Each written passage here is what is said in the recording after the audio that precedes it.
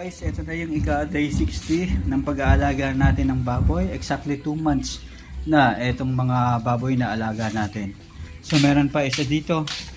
Ayan, so kumakain din. Bimig and Picrolac yung gamit natin mga katropa. So exactly 2 months na dito sa integrated farming tayo. 60 days mga katropa is napabili tayo at napaggastos na naman ng 167. So itong 67 na binili natin ay para sa mga alaga nating baboy at mga manok. So nandito yung Libamisol na ano ba to? 17 pesos. Ayan, pampurga sa alagang baboy. Nandito naman yung Primoxil na 30 pesos. Ayan. And meron din tayong Robipin strip na streptomycin, penicillin and vitamins. So 25 pesos naman ito mga katropa. So 67 pesos. And bumili rin tayo ng 100 pesos na almost 2 and 1/4 kilo para sa bahog ng ating mga manok. So mga katropa is Latigo 1000. Ihahalo lang natin dito sa ating tubig na ipapainom nga dito sa mga alagang baboy. So at least dapat kasi mga katropa ang bango. Parang cherry. Parang ang sarap mga katropa na inumin. Ayan. Sarap ihalo sa pagkain. Ayan. So kung baboy lang tayo, sigurado masasarapan tayo dito mga katropa. So ibig sabihin ihalo lang natin. Pwede rin itong ihalo mga katropa sa pagkain ng ating mga alagang baboy. Pero ang ginawa nating mode ngayon is ihahalo natin sa inumin nila mga katropa. So importante na nagpupurga tayo every time na magpapalit tayo ng pagkain or every time na every month. So either monthly or every time na magpapalit tayo ng pagkain sa ating mga alagang baboy. Every phase ng pagpapalit from starter to grower, grower to finisher mga katropa, or pre-starter to starter. So importante 'yon na nangyayari na ginagawa nating regular routine to sa ating baboyan para at least masiguro natin na magiging malaki ang ating mga alagang baboy. And yung kinakain nila mga katropa, nakatulad na itong alaga natin na to, yung makita natin sa katawan nila. So katulad na lang nitong alaga natin na baboy ng large white and yung isa landrace, talagang nakikita naman natin yung resulta sa kanilang pangangatawan mga katropa. Mga katropa, nalagyan na nga natin ng painumin kasama yung Libamisol dito sa pakainan ng ating mga baboy. And ito yung routine natin sa 60 days ng pag-aalaga nga nitong mga partner na baboy. And dito naman mga katropa, nandito yung tubig and nandito naman itong alaga natin. So todo kain. Ang maganda lang mga katropa dito sa mga alaga nating baboy, talagang suwabe kung kumain and talagang super healthy mga katropa. Kahit na pabago-bago yung panahon, kahit na umuulan and may low pressure, talaga namang masisigla at malalakas pa rin sila at ganadong-ganado mga katropa. Ito naman mga katropa, yung ating mga alagang manok, malalaki na. Matataba ng tingnan mga katropa and medyo mabibigat na.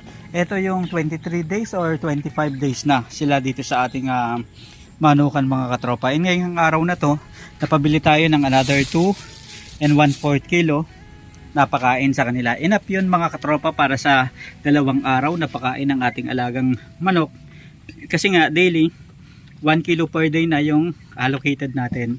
And nilagyan nga pala natin mga katropa ng Primoxil powder. Etong painuman nila. So amoxicillin, tylosin and paracetamol Primoxil powder. Makakatulong ito mga katropa kasi nga laging maulan, minsan hindi natin masabi, parang nananamlay yung mga manok sa pabago-bagong klima at panahon ngayon. Pero awa naman ng Diyos mga katropa na itong mga manok na alaga natin talagang super healthy at malulusog, maliliksi.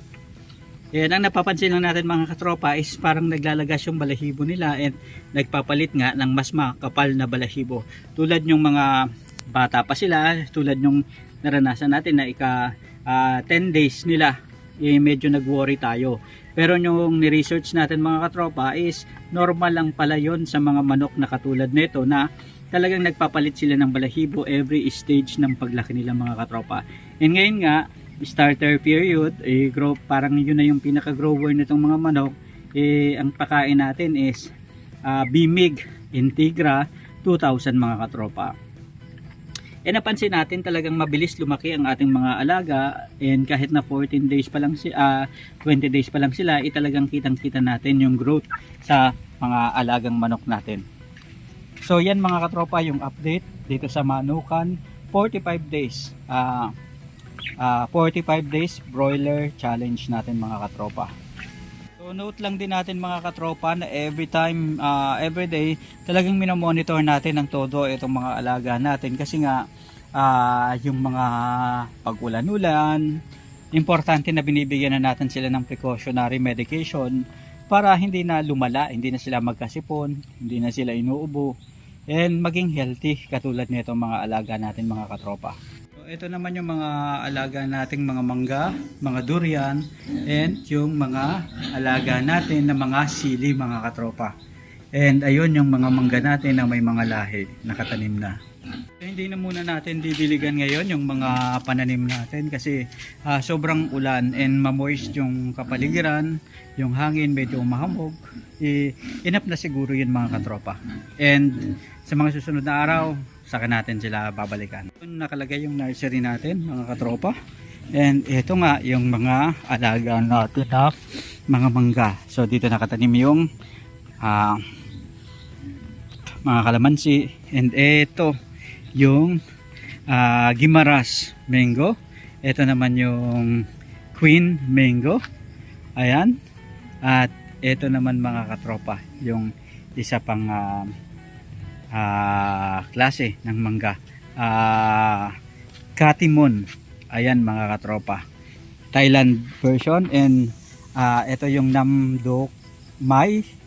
Ayan, Namdok Mai na Thailand version din mga katropa, o usually tinatawag ring papaya mango ito mga katropa. So Thailand, and ito naman mga katropa is yung Taiwan Juwin mango. Ayan.